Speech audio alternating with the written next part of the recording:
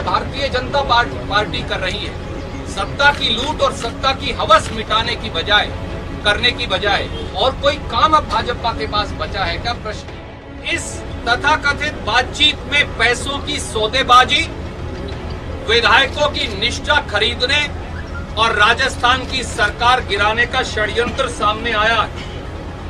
यह अपने आप में लोकतंत्र के इतिहास का एक काला अध्याय है। 3 बार आपके समक्ष आकर खुले मन से मैंने कहा उनके लिए सारे दरवाजे खुले।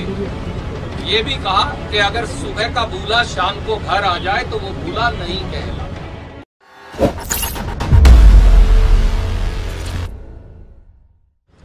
दोस्तों, कल शाम जो 2 सनसनीखेज व चौंकाने वाले ऑडियो टेप मीडिया के माध्यम से सामने आए हैं, इन टेप्स में तथाकथित तौर से भारत सरकार के कैबिनेट मंत्री श्री गजेंद्र शेखावत जी, श्री भंवरलाल शर्मा जी जो कांग्रेस के विधायक हैं, वे भाजपा नेता संजय जैन जी की तथाकथित बातचीत सामने आई है। इस तथाकथित बातचीत में पैसों की सौदेबाजी, विधायकों की निष्ठा खरीदने और राजस्थान की सरकार गिराने का षड्यंत्र सामने आया है। यह अपने आप में लोकतंत्र के इतिहास का एक काला अध्याय है और वो टेप्स जो अब जग जाहिर हैं, मीडिया पर चलाए जा रहे हैं, उनकी कुछ लाइनें मैं आपको पढ़कर बताऊंगा और हमारे 5 प्रश्न हैं। ये ऑडियो टेप 1 है जिसका ट्रांसक्रिप्ट मैंने रिकॉर्ड किया है और इसके बीच में साफ शब्दों में लिखा है, श्री भंवरलाल शर्मा विधायक और भाजपा नेता संजय जैन की तथाकथित बातचीत। हाँ साहब, बात करवाइए भंवरलाल जी, हेलो। और फिर आगे वो कहते हैं, संजय जैन, हाँ वो तो ठीक है, पर वो एक बार संख्या बल देख लेना, हमने आज ही बुक पहुंची है आप। भंवरलाल, सरकार तो रहनी को नहीं, बर्खास्त करनी पड़ेगी। संजय जैन, तुरंत है जे यानी जो की व्यवस्था मैं आपने बताई है, मेरे जिम्मे है आपकी और गिरधारी की। गिरधारी जी सीपीएम के विधायक का नाम है, जैसा आप सब जानते हैं। व्यवस्था मैंने बताई, आपने बताई है, मेरे जिम्मे है आपकी और गिरधारी की। भंवरलाल, ठीक है। संजय जैन, और मैंने साहब को मैं कह दियो कि सचिन जी की तरफ से वह लिस्ट में कोनी आवे, बात बढ़िया रहेगी, आपकी बात गोपनीय रहेगी, जिया चावे मैं करवा रहा हूं। भंवरलाल, अमाउंट की बात हो गई है ना? संजय जैन, हाँ ताने कल कही थी वह बात एकदम खरी है। अगर ये आदान प्रदान नहीं साथियों, तो फिर ये क्या है? और आगे जो कहा जाता है वो उससे भी अजीबोगरीब है। जो ऑडियो 2 है, मैं उसका एक हिस्सा आपको पढ़कर बताना चाहता हूं। संजय जैन, हाँ तो उस परिस्थिति में तुम्हारा मैंने साहब को बता दिया है कि 2 जने हैं जो बहुत हेजिटेशन कर रहे हैं, उनकी डायरेक्ट आपसे बात है, वो जो डिटेल देंगे वहां वो काम है, वो तुरंत प्रभाव से होना चाहिए। वो बोले, संजय भाई आपने बता दिया, कहीं कोई दिक्कत नहीं है, तुरंत काम होगा। भंवरलाल, ये है। और उसके बाद जो कहा गया, कॉल भंवरलाल, अगर दिन में संभव हो तो गजेंद्र जी से बात और करवा देना। संजय जैन, बोलो तो अभी करवा दूं। भंवरलाल, हाँ करवा दूं। और उसके बाद फिर कॉल पैच की गई, ये महत्वपूर्ण है। गजेंद्र सिंह शेखावत, हेलो। भंवरलाल, हाँ जी। गजेंद्र सिंह अर्ज कर रहा हूं महाराज। भंवरलाल, ओहो मैं उम्र में बड़ा हूं तो आशीर्वाद दे दूं, विजयी भव विजयी भव। गजेंद्र, बिल्कुल साहब, आपके आशीर्वाद से विजयी होते हैं।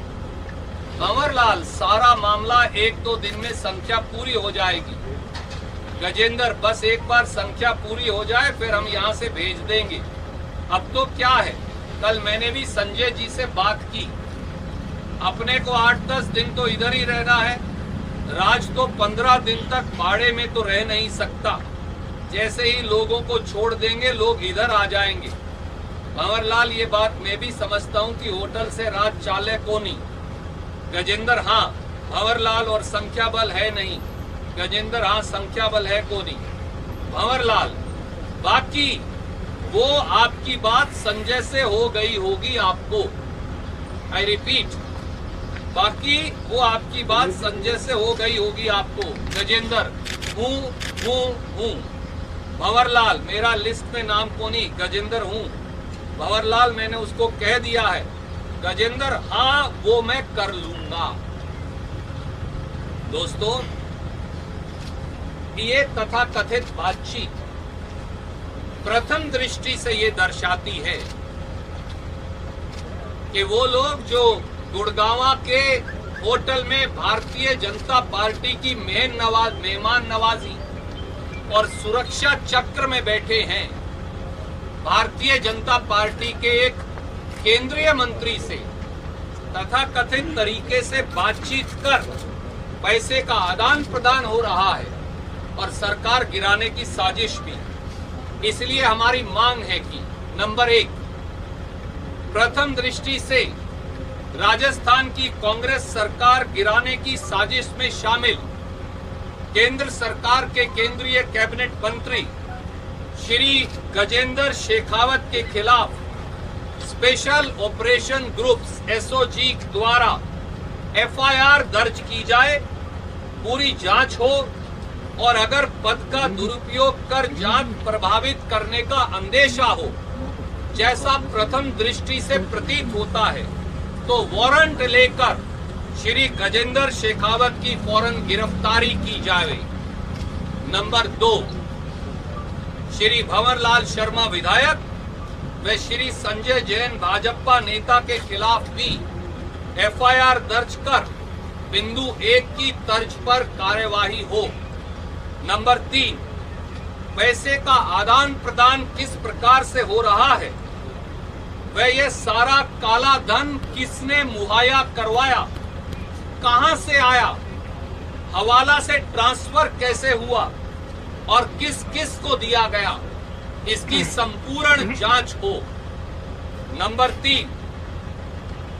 4, जांच में यह भी खुलासा हो कि केंद्र सरकार के कौन से प्रभावशाली पदों पर बैठे व्यक्ति, अधिकारी या एजेंसियां राजस्थान की कांग्रेस सरकार को गिराने की साजिश कर रहे हैं। नंबर 5, यह भी जांच हो कि इस ऑडियो में नामित व्यक्तियों के अलावा क्या किसी और व्यक्ति या विधायक द्वारा सरकार गिराने या निष्ठा बदलने के एवज में पैसों का लेन देन हुआ है। श्री सचिन पायलट भी आगे आकर विधायकों की सूची भाजपा को देने बारे इस तथाकथित इल्जाम के बारे अपनी स्थिति सार्वजनिक तौर से स्पष्ट करें। इसी टेप में मेरे एक मित्र चेतन डूडी जी की, विधायक जी की का भी नाम भंवरलाल शर्मा जी द्वारा लिया गया है। चेतन डूडी जी आपके समक्ष बैठे हैं, ये आपको बताएंगे कि किस प्रकार से इन्हें प्रलोभन देने की कोशिश की गई, पर इन्होंने साफ साफ नकार दिया गया। इन सारे हालात के अंदर भारतीय राष्ट्रीय कांग्रेस ने ये निर्णय भी लिया है कि श्री भंवरलाल शर्मा कांग्रेस विधायक को इन टेप्स की सच्चाई की वेरिफिकेशन होने तक पार्टी की प्राथमिक सदस्यता से निलंबित कर दिया गया है। श्री विश्विंदर सिंह, जिनके बारे में कुछ और सूचना शायद आएगी, उन्हें भी कांग्रेस पार्टी की प्राथमिक सदस्यता से निलंबित कर दिया गया है और दोनों को शो कॉज नोटिस दिया गया है कि कांग्रेस सरकार गिराने के इस षड्यंत्र के अंदर शामिल होने के बारे वो अपना स्पष्टीकरण दें। और अब एक बार मैं चेतन जी से कहूंगा कि वो आप अपनी बात संक्षिप्त में रखें। मेरा सिर्फ आप लोगों को ये जानकारी देना है कि तथाकथित जो ये ऑडियो आया भंवरलाल जी शर्मा का और इसमें मेरा नाम आया है, तो मैं आपके सामने सिर्फ ये बात रख रहा हूँ कि मुझे प्रलोभन देने की कोशिश की गई थी, जिसका जुड़ाव कहीं ना कहीं इस ऑडियो टेप से है, लेकिन मैंने वो प्रलोभन देने से इनकार कर दिया। मेरे परिवार की पृष्ठभूमि, मेरा खुद स्वयं का कांग्रेस पार्टी के प्रति निष्ठा, ये मेरे लिए सर्वोपरि है। और आगे जो कुछ भी है या जो भी जहां एजेंसियां चूंकि जांच कर रही है, मैं उनके समक्ष जाके अपनी बात रखना चाहूंगा। मैं सिर्फ ये आपके सामने स्पष्ट करना चाहता था कि ये जो ऑडियो टेप आया है, इसमें जो प्रलोभन की बात की गई थी, उसमें जो नाम मेरा आया है, उसमें मुझे प्रलोभन देने की किसी न किसी स्तर पे कोशिश की गई थी। धन्यवाद। अभी सवाल नहीं, अध्यक्ष जी कुछ कहें और फिर आपके सवाल। महेश जोशी जी भी यहाँ। मैं ज्यादा लंबी चौड़ी बात नहीं करता। आदरणीय सुरजेवाला जी ने बहुत साफ और स्पष्ट शब्दों में ये बता दिया है कि जिस प्रकार से चुनी हुई सरकार को गिराने के लिए जो षड्यंत्र सत्ता के लालची लोग, भ्रष्टाचार के आकंठ में डूबे हुए भारतीय जनता पार्टी के नेता जो कर रहे थे, वो निश्चित रूप से जनता के सामने आ गया है। और जो रहा बचा खुचा है, वो मैं समझता हूँ जो पुलिस केस है उसके बाद में सामने आ जाएगा।